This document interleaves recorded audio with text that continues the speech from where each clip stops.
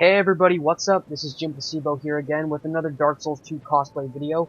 Last time I did Dante, so this time I'm doing Vergil for you guys. And doing the Vergil build was a lot different than doing Dante. Obviously I expected that because Vergil's a different character, but it was still a lot of fun. So let's go ahead and jump right into the stuff about this build, and let's start with player info and stats. So you can see all my stats here, and my starting class. I started with Sorcerer, because I wanted to get an early start on magic. You can start again, like I said with Dante, and like I'll say with every cosplay video. You can start with whatever class you think is best. I've seen people on message boards say that Swordsman is the best because Vergil is, you know, a high dex kind of guy. You can start with Deprived and put your stats wherever you want to put them. I started with Sorcerer because I thought the early start on magic would be good, and I use sorcery heavily in this build. As the substitute for Vergil's summon swords. Obviously, you can't use summon swords actually in this game, but there's lots of stuff that kind of can stand in for it. You know, you can do soul showers, soul arrows, soul spears, soul greatswords. The general projectile magic in this game stands in very well as the summon swords. So that kind of gets through starting class and stats. Again, obviously, you can put your stats wherever you want, but I focused on Dex and Int, and, you know, stats that tie in heavily with that. Obviously, you need the health and stamina to do anything in a build, but Dex and Int, I thought, were the most important, and to an extent attunement, but not as much as those main two. So let's move into weapons. As you can see, I have the Sorcerer Staff in my offhand. That's because, you know, Vergil often, when he's wielding the Yamato, has the Yamato sheath in his offhand. And I thought that having the Sorcerer's Staff in my offhand would be a good way to have that, and maintain the ability to cast, which is very important. So by having the Sorcerer's Staff, you both have the cosplay effect of having the sheath for the Yamato, and you have the gameplay effect of having a casting implement always on hand.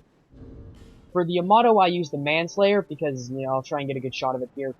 It kind of bears the closest resemblance out of anything I've found in the game.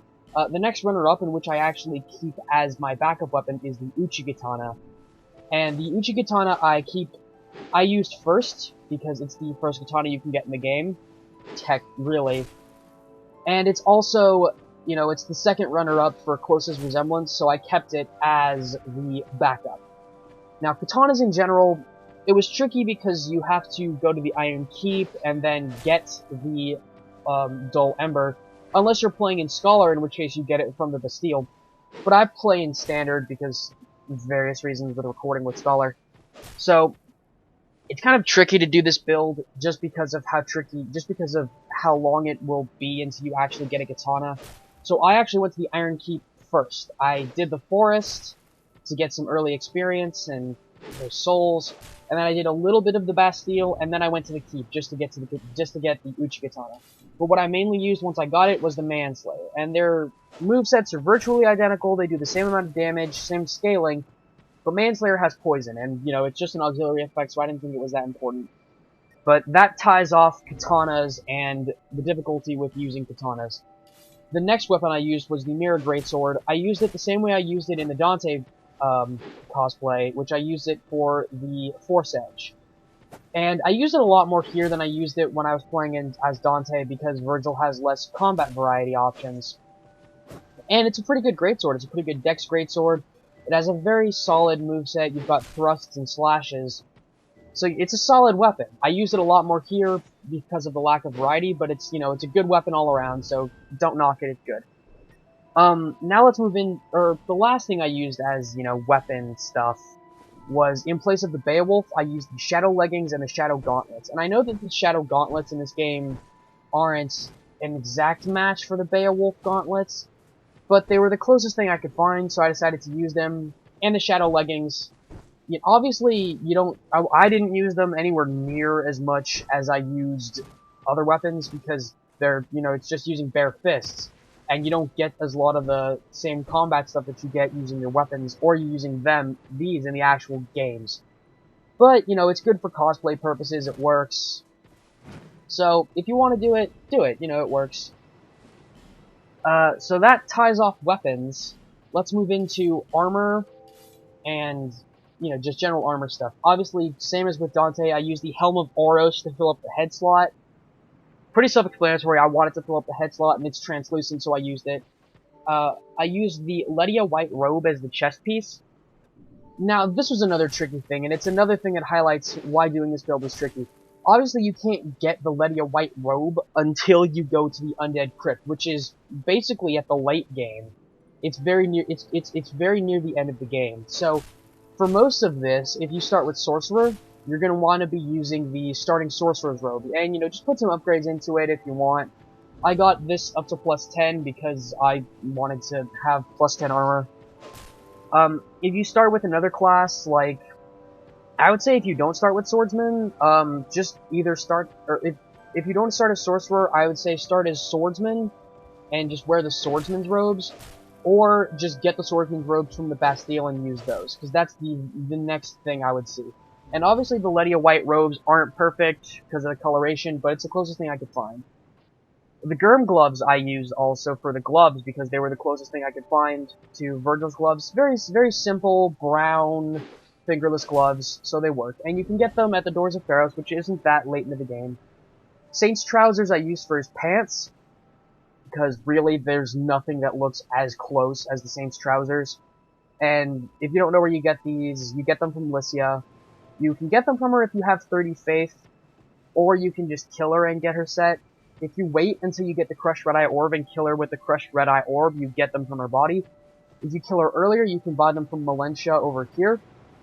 I just killed her as soon as I met her because I didn't want to waste time either putting the faith investments in or waiting to get the Crushed Red Eye Orb, because that's also what you get from the Undead Crypt.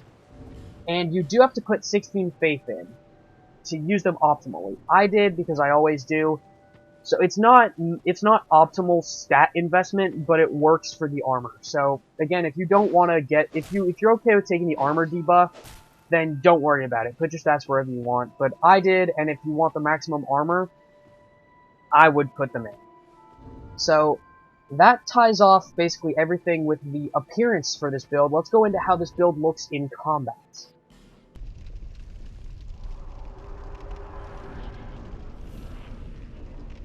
Alright, so now I'm fighting Smelter Demon to show you guys some of what combat looks like in this game against what some people say is one of the more annoying bosses. From the get-go, you'll see that this build plays a lot similarly to most mage builds that focus on magic and weapon rather than magic and shield. There's a lot of options for sticking to range and sticking up close, but this is definitely a build that focuses on being aggressive. You can't really, as you can see, I eat a lot of hits at the start of this battle, but as I learn the boss's rhythm, relearn the boss's rhythm a little more, I don't think I really get hit again after that. But as you're gonna see, you can't stick to range a lot with this build because the spells you're gonna be using, or at least the spells I use, most of them are few casts, high damage. So the spells that do give you range, you're not going to have a lot of to use. Obviously, you can use whatever spells you want that you think work, but most of the spells I used were pretty close range. As you can see, I misjudged the range there and I missed my Soul Greatsword. But generally, you want to be able to be aggressive with this playthrough. This build focuses on a lot of spells that are mostly about getting in there. I use, you know, aside from Soul Spears and Soul Arrows, I use Soul Masses, Soul Spear Barrages, Soul Greatsword, and Soul Shower, that's what it's called. And all of those spells are generally mid to close range. They require you to get in on the boss and not be afraid to play aggressive. Which, you know, if you're someone who's played the Devil May Cry games before, or plays this kind of mage build with a mix-up of magic and weapon, you're used to playing aggressive. You know what the payoffs versus the risks are. If you're not used to playing aggressive, this build might be a little more difficult to do, but it's still a lot of fun. And it's still not even all that challenging. You know, in this game, learning how to play super aggressive is a pretty forgiving learning curve. It's pretty easy to work with. And as you can see, it has its payoffs. You trade defense for a lot of offensive options. Well, that ties it off for this build, guys. But let me know what you think. I always am looking for feedback, so if you enjoyed, be sure to let me know. I have lots of other build ideas stored up, but I'm always willing to hear more from you guys. One of the build ideas I have is actually a build idea from a fan. So let me know what you think, and, I'll see you guys next time.